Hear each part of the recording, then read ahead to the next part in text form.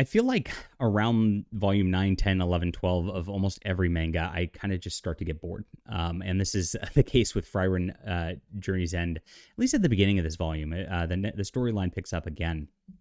But it feels like they got picked up by an anime, and so they're just kind of like doing these vignette stories rather than actually progressing. Because like over the course of this, Frieren picked up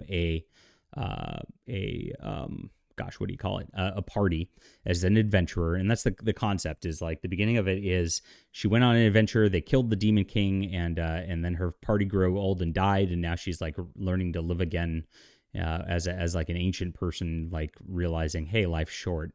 And she's got a party. They're going back up north because there's problems going on, but they just keep pausing. And the first few vignettes in this volume just feel very, one and done silly as she's talking to different people and helping them out with their like problems. Now the art's really nice over the course of this, but like I mean they're at this village here that's like on a cliff, and they have to like save the thing. They're saving a bridge, and you know they just kind of move on. So it's just it feels not impactful. There's not much character development going on at this point. There in the other volumes, at least, like the characters kind of interacted, and like there's like a romance budding between her apprentice mage and like the warrior in the party.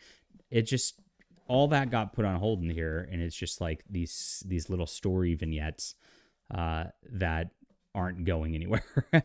And so it's kind of sad because I wanted this to like really have a nice storyline.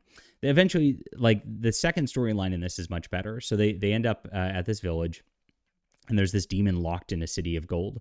And this demon is really weird in that he just like, he's so powerful, he can kill anyone just immediately. He could turn them into gold immediately. And so everybody's scared to even go in there, but they want to get rid of him also.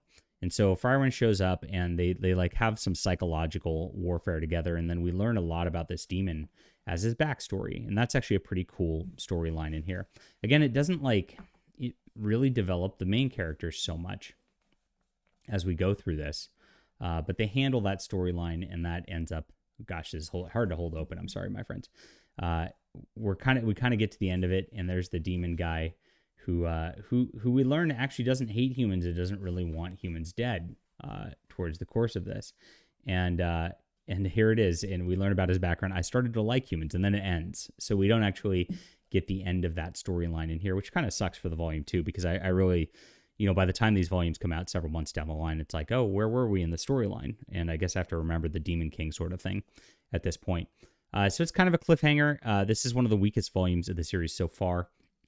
But it's still enjoyable overall. I call it a 7 out of 10, which is my average rating. And I hope that the next one really just like picks back up and gets them on the right path again.